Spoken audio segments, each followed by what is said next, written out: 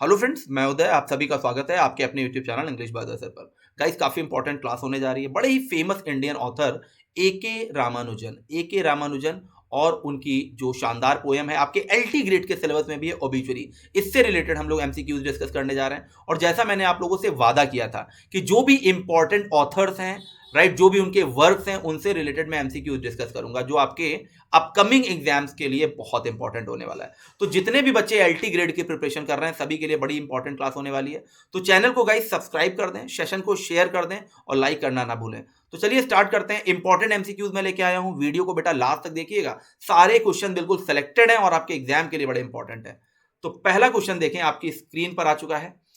First question is a Ramanujan was born on. जैसा मैं पहले भी आपको बता चुका हूं कि बेसिक्स को बिल्कुल भी इग्नोर ना करें। डेथ, बॉर्न, फादर, मदर, ये सारी चीजें आपको पता होनी चाहिए किसी भी ऑथर के। अक्सर क्या होता है, ऐसे ही क्वेश्चन में हम नंबर गंवा के आते हैं, राइट। तो अगर आप एडवांस्ड लेवल का पढ़ रहे हो तो आपको बेसिक्स भी पता होने चाहिए। और मेरा हमेशा ये इंटेंशन रहता है कि बेसिक टू टॉप लेवल आपको पढ़ाया जाए, राइट। तो ए K Ramanujan was born on guys 16 March 1929।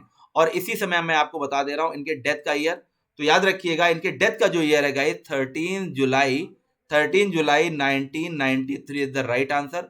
64 year की एज में इनकी डेथ हो गई थी। तो डेथ 13 जुलाई 1993 और बॉर्न की बात करें 16 मार्च 1929 इज द राइट आंसर। अगला क्वेश्चन देखें, his father's name was. Important question है, बहुत ही इंपॉर्टेंट क्वेश्चन है और कई बार एग्जाम में पूछा जा चुका है। तो याद रखिएगा, अचिपज असुरी कृष्णा स्वामी इनके पिता का नाम था, इनके फादर का नाम था गाइस। और मैं इनके बारे में बताना चाहता हूं, he was an astronomer and professor of mathematics eight Mysore university. कई बार बेटा पूछ लिया जाता है, तो याद रखिएगा, एस्ट्रोनॉमर, एस्ट्रोनॉमर एंड प्रोफेसर। कहां पे प्रोफेसर थे ये? मैसूर में गाइस, राइट। मैसूर यूनिवर्सिटी में ये प्रोफेसर थे। तो ये चीजें आप याद रखिएगा। कई बार पूछ लेते हैं इनके पिता क्या थे। तो एस्ट्रोनॉमर भी थे और एक प्रोफेसर भी थे मैथ्स के मैसूर यूनिवर्सिटी में। तो अटिपट असुरी कृष्णा स्वामी इज द राइट आंसर। अगला क्वेश्चन देखें, ए K Ramanujan was born in. ये कहां पैदा हुए थे? तो उस समय भारत में ब्रिटिश राज था, तो उस समय के इंडिया को ब्रिटिश इंडिया कहते हैं। मैसूर में ये पैदा हुए थे। इनका जो जन्म हुआ था मैसूर में हुआ था, ब्रिटिश इंडिया। इसी तरह से गाइस ऑप्शंस भी आएंगे, ये चीज आप ध्यान रखिएगा। ओके, अगला क्वेश्चन देखें। और अगले क्वेश्चन को कराने से पहले कुछ बेसिक से मैं इनके बारे में बता दूं गाइस। तो अगर इनके फुल नेम की बात करें तो अट्टिपट्टे कृष्ण स्वामी रामानुजन। कई बार ये पूछ लिया जाता है एग्जाम में, तो फुल नेम भी कई बार पूछा जा चुका है। तो अट्टिपट्टे कृष्ण स्वामी रामानुजन इनका पूरा नाम था। बॉर्न की बात करें 16 मार्च 1929 मैसूर सिटी। डेथ की बात करें 13 जुलाई 1993 64 ईयर की एज में ये। और इनकी फेमस जो उपलब्धि थी guys, an Indian poet scholar of Indian literature who wrote in both English and Kannada. English and Kannada में इनके वर्क है, लेकिन इसके अलावा इनको संस्कृत और तमिल की भी अच्छी नॉलेज थी guys. He was a poet, scholar, philosopher, translator, play right. तो ये सारी चीजें गाइस आप लोगों को याद रखनी है, बड़ी ही इंपॉर्टेंट है इनके बारे में, ठीक है। नोटेबल अवार्ड्स की अगर बात की जाए तो Mac Arthur fellowship, Sahitya Akademi award, Padmashri, ये इनके इंपॉर्टेंट अवार्ड्स हैं जो अक्सर एग्जाम में पूछे जाते हैं। तो नोटेबल अवार्ड्स की गाइस बात करें, MacArthur fellowship, Sahitya Akademi award और Padmashri. He was awarded the Sahitya Akademi award posthumously. इनकी डेथ के बाद इनको मिला था 1999 में for his collection of poem the collected poems के लिए मिला था। कई बार ये क्वेश्चन पूछ लिया जाता है कि जो इनको साहित्य अकेडमी अवार्ड मिला था वो किसके लिए मिला था? तो द कलेक्टेड पोएम्स के लिए गाइस मिला था, ठीक है। आगे बढ़ते हैं। In 1976 the government of India awarded him the Padmashri. 1976 में गाइस इनको पद्मश्री दिया गया था। In 1983 he was given the MacArthur prize fellowship, 1983 में मिला था। तो ये सारे ईयर्स भी याद रखिएगा, कौन से अवार्ड मिले थे ये भी इनको याद रखिएगा। ए K Ramanujan died in Chicago on July 13 1993 as a result of an adverse reaction of anesthesia during preparation for surgery। ये ऑलरेडी आपको बुक नहीं मिल जाएगा, राइट। तो ये क्यों हुआ था ये इतना इंपॉर्टेंट नहीं है, लेकिन ये ईयर बहुत इंपॉर्टेंट है, ये आप याद रखिएगा, ठीक है। इंपॉर्टेंट अगर इनके वर्क की हम बात करें तो the strider 1966, relation 1971, selected poem 1976, second sight 1986 and the collected poems of A K Ramanujan 1995। 5। तो ये छोटी छोटी बातें हैं जो मैंने कवर की हैं, जो आपके एग्जाम के लिए बहुत इंपॉर्टेंट हो सकती हैं। ठीक है, आगे देखते हैं। अगला क्वेश्चन देखिएगा, इंपॉर्टेंट है, काफी इंपॉर्टेंट है। He has written in English and Kannada. He is a poet, scholar, philologist, folklorist and translator. He has got the Sahitya Academy Award in 1999 for the collected poems after his death. तो जाहिर सी बात है A.K. Ramanujan की ही बात हो रही है। तो ये क्वेश्चन एक तरह से मैं आपसे पूछ नहीं रहा हूं, मैं आपको बता रहा हूं, एक तरह से मैं आपको इंफॉर्मेशन दे रहा हूं कि ये सारी चीजें आप याद रखें। इस क्वेश्चन में देखिए कितनी चीजें कवर है, राइट। ही हैज रिटन, इन्होंने इंग्लिश और कन्नड़ा में वर्क लिखे। ये क्या थे? पोइट थे, स्कॉलर थे, फिलोलॉजिस्ट थे, फोकलोरिस्ट थे, ट्रांसलेटर थे। इनको साहित्य अकेडमी अवार्ड मिला 1999 में। कलेक्टेड पोएम्स के लिए कम से कम 3 से 4 चीजें गाइस इस क्वेश्चन में आपकी कवर हो रही हैं। ठीक है, अगला देखते हैं। The striders relations poem 1971, selected poem 1976 and the second sight 1986 are the poetry collection of. ये सब किसके कलेक्शन है गाइस? और ये भी आपको क्लियर हो गया कि ये सारे क्या है? पोइट्रिक कलेक्शन है गाइस। तो A.K. रामानुजन के ये सारे कलेक्शंस हैं गाइस। ठीक है, अगला देखें। The poem obituary appears in the collection. किसमें ये पोएम अपीयर हुई? तो आइए थोड़ा सा इसके बारे में जान लेते हैं। The word obituary means a notice of death in newspaper including a brief biography of the disease person. जब किसी की डेथ हो जाती है, उसके बारे में न्यूज़पेपर में एक छोटे से कॉलम में आप देखते हैं उसकी date of death, right, date of birth, उसके बारे में थोड़ा सा समराइज फॉर्म में जो दिया होता है, उसकी जो उपलब्धियां होती हैं, ये सब दी होती हैं। उसके बारे में एक इंट्रो टाइप का छोटा सा दिया होता है, उसे उस लेख को हम लोग कहते हैं ऑबिचुरी या मृत्यु लेख कह सकते हैं गाइस। ठीक है, this poem is taken from the collection relationship 1971। एक इनका ये पोइटिक कलेक्शन था, रिलेशन। तो ये चीज याद रखिएगा। The poem has 8 stanzas. कितने स्टैंजाज हैं इस पोएम में?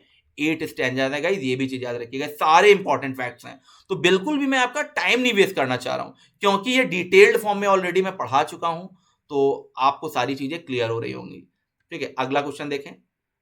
ठीक है, अगला क्वेश्चन देखते हैं। The tone of the poem obituary, और इसका पीडीएफ गाइस मैं आपको दे दूंगा। और अगर ऑबिचुरी के बारे में बताना चाहूं तो poem is written in first person narrator, right, यानी नैरेटर जो है वो पोइट खुद है इसका। The poem is written in a mock ironic tone. ये कई बार क्वेश्चन पूछ लिया जाता है। किसमें लिखी गई? एक मॉक आयरनिक टोन है इस पोएम की। In the poem poet recalls his father after his death, thinks over what he left for his children. The poet does not seem to have a strong feeling for his father's death, right. मतलब poet इसमें यह बता रहा है कि उसके पिता ने कौन कौन सी रिस्पॉन्सिबिलिटीज निभाई अपनी लाइफ में, कितनी जिम्मेदारियां उसके लिए छोड़ के चले गए।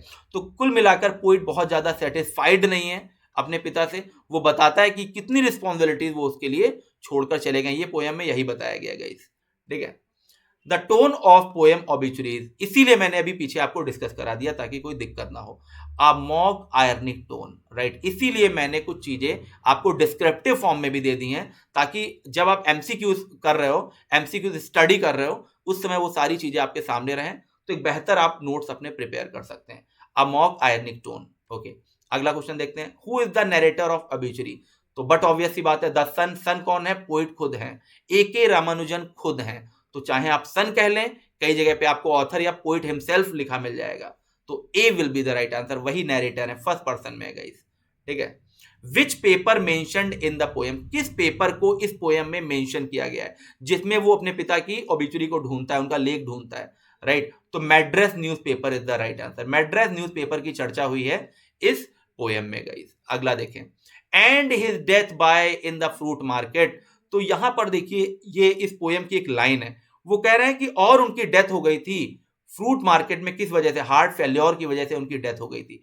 यहां पर पोइट कहना चाह रहे थे कि वो नॉर्मल अपनी लाइफ में आए भी नहीं थे, सिजेरियन ऑपरेशन हुआ था, वो नॉर्मल उनकी डिलीवरी नहीं हुई थी, और मृत्यु भी उनकी मर्जी से नहीं हुई। मृत्यु भी उनकी हार्ट फेल होने की वजह से हुई। कब हुई? जब वो फ्रूट मार्केट में थे। तो ये इस तरह की कुछ लाइन है पोएम में, तो आपको ये याद रखना है। इस तरह से फिल इन द ब्लैंक्स आपसे पूछा जा सकता है। तो एंड हिज डेथ बाय, उनके पिता की जो डेथ हुई थी हार्ट फेल्योर की वजह से हुई थी। अगला देखें। A.K. Srinivasan is a writer and mathematician. He is, ये कौन है गाइस? तो नेफ्यू ऑफ रामानुजन, बिल्कुल गलत। The brother of Ramanujan is the right answer. Yes, the brother of Ramanujan. तो ये बड़ा ही इंपॉर्टेंट है क्वेश्चन गाइस, कई बार पूछा जाता है। तो याद रखिएगा, A.K. श्रीनिवासन कौन थे? The brother of Ramanujan. ठीक है, अगला क्वेश्चन देखें। What is the poet by? इस पोएम में पोइट को दिखाया गया है कुछ खरीदते हुए, तो कौन कौन सी वो चीजें हैं? तो करेक्ट आंसर है ए, सॉल्ट, नमक, कोरिएंडर, धनिया और जैगरी, गुड़ जिसे आप कहते हो। तो ये चीजें खरीदते हुए उसे दिखाया गया है। जो नॉर्मल पेपर होते हैं, जो स्ट्रीट पर लोग बेचा करते हैं, जो किराने की दुकान पर पेपर्स होते हैं, उनमें खरीदते हुए दिखाया गया है। तो देखिए मैं आपको बताए दे रहा हूँ, राइट। देखिए ये लाइंस हैं, ये इसी पोएम की लाइंस हैं, राइट। इसको मैं बताए दे रहा हूँ, तो यहां से आपको चीजें क्लियर हो जाएंगी। Okay, who sell it in turn to the small groceries, right. देखिए याद रखिएगा। और फिर ये क्या करते हैं, स्ट्रीट वॉकर क्या करते हैं, ये छोटे छोटे ग्रोसरीज को, जो किराने की दुकानें होती हैं, उन्हें पेपर बेच देते हैं। Where I buy salt, coriander and jaggery, जहां से हम सॉल्ट नमक खरीदते हैं, कोरिएंडर धनिया खरीदते हैं और जैगरी यानी गुड़ खरीदते हैं। इन newspaper cone that I usually read, और इन न्यूज़पेपर को कोन बनाकर हम सामान लेते हैं, फोल्ड करके उसका कोन बनाया जाता है, उसमें मैं खरीदता हूँ, राइट। आगे वो कह रहे हैं दैट आई यूजुअली रीड, और मैं इन्हें पढ़ता भी हूँ, ठीक है। तो देखिए किसकी चर्चा हुई है, सॉल्ट की चर्चा हुई है, कोरिएंडर की चर्चा हुई है, जैगरी की चर्चा हुई है। अगला देखें, अगली कुछ लाइंस हैं। इन न्यूज़पेपर कोन्स, देखिए अभी मैंने डिस्कस किया था वही लाइन है, उसी के आगे है, ये भी एग्जाम में आ सकती हैं lines. In newspaper cones that I usually read for fun and lately in hope of finding these obituary lines. तो जाहिर सी बात है, A K Ramanujan is the right answer. किसकी है lines? A K Ramanujan is the right answer. तो देखिए इसका क्या मतलब है, तो in newspaper cone that I usually read, जो न्यूज़पेपर कोन बना के जिनमें मैं सामान लेता हूं, जिन्हें मैं नॉर्मली पढ़ता हूं, किस लिए पढ़ता हूं? थोड़ा सा फन करने के लिए पढ़ता हूं, थोड़ा सा टाइम पास करने के लिए पढ़ता हूं।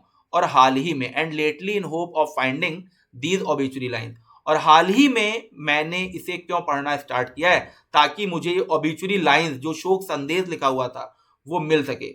बस इसी उम्मीद से मैं सामान खरीदता हूं और न्यूज़पेपर पढ़ता हूं। तो ये ओबिचुरी की लाइंस हैं। ऑथर कौन है? ए के रामानुजन, ठीक है। Which poem begins with these line, तो बट ऑब्वियस सी बात है, हम लोग ओबिचुरी की बात कर रहे हैं, तो ये उसी की लाइंस होंगी, ठीक है। लाइंस क्या है गाइस, देख सकते हैं आप। Father when he passed on left desk on a table of papers, left डेप्ट एंड डॉटर्स, राइट। तो यहां पर पोइट कह रहे हैं, यानी मेरे फादर, मेरे पिता, जब उनकी डेथ हो गई, तो उनकी मृत्यु हो गई, तो अपने पीछे वो क्या छोड़ के गए? डस्ट, यानी धूल छोड़ के गए। वो भी कहां पर? तो एक टेबल पर, जहां बहुत सारे कागज रखे हुए थे, वहां पर छोड़ के गए, राइट। और वो कागज किसके थे? तो वो कागज किसके थे? वो कागज उधार लिया था, जो उन्होंने कर्ज जो उन्होंने लिया था, वो कागज छोड़ के गए हैं टेबल पर, और उस पर धूल पड़ी हुई है, यानी कहीं कभी भी उन्होंने अपना कर्ज चुकाया नहीं, मेरी जिम्मेदारी है, राइट। तो कुल मिला के पॉइंट यही बता रहे हैं कि उनके फादर उनके लिए क्या क्या रिस्पॉन्सिबिलिटीज छोड़ के गए, और साथ ही अपने बेटियों को भी, डॉटर्स को भी छोड़ कर गए हैं। तो अभी तक तो कर्ज था, मुझे बेटियों की शादी भी करवानी है, ये एक और जिम्मेदारी हो गई। तो यही पॉइंट कहना चाह रहे हैं कि बेटियों की शादी करवानी है और कर्ज चुकाना है, तो ये डिस्कस किया गया है। ये ओपनिंग लाइंस हैं ओबिचुरी की गाइस। तो जाहिर सी बात है, आपका आंसर क्या हो जाएगा? A will be the right answer. Yes guys, A will be the right answer. अगला क्वेश्चन देखें, what does the phrase two dates refer to? तो टू डेट्स की बात हुई है। पॉइंट कहते हैं कि उनके फादर को मरने के बाद जला दिया गया, और जो उनकी अस्थियां बची उसे प्रीस्ट ने, यानी पुजारी ने, विसर्जित करवा दिया। तो अब उनके लिए कोई समाधि लेके, या टू डेट्स का मतलब है उनके लिए डेट ऑफ बर्थ और डेथ उनकी समाधि पर नहीं लिखा जाएगा, क्योंकि कुछ बचा ही नहीं। एक तो पहले उन्हें जला दिया गया, उसके बाद उनकी अस्थियों को विसर्जित कर दिया गया। तो जैसे क्रिश्चियंस में आप देखते हैं कि उनकी समाधि पर लिखा होता है उनके बारे में, कब वो पैदा हुए, कब वो डेथ हुई, तो ऐसा कुछ उनके पिता के लिए नहीं लिखा जाएगा। तो टू डेट्स का मतलब यहाँ बर्थ और डेथ की डेट से है, ठीक है। तो ये कुछ इंपॉर्टेंट क्वेश्चन थे जो मैंने आपको डिस्कस करा है। निश्चित तौर पे आपको अच्छा लगा होगा, तो चैनल को गाइस सब्सक्राइब जरूर करें, ठीक है, और शेयर जरूर कर दें, और चैनल को सब्सक्राइब करना ना भूलें गाइस। बार बार मैं कहता हूं, अगर आप चैनल को सब्सक्राइब करेंगे तो जो भी अपकमिंग क्लासेस हैं, इंपॉर्टेंट क्लासेस हैं, वो सारी आपको मिलती रहेंगी। थैंक यू, आप जुड़े रहे, इसके लिए बहुत बहुत धन्यवाद। और अगर अच्छा लगा हो तो आप कमेंट जरूर करिएगा। Thank you very much.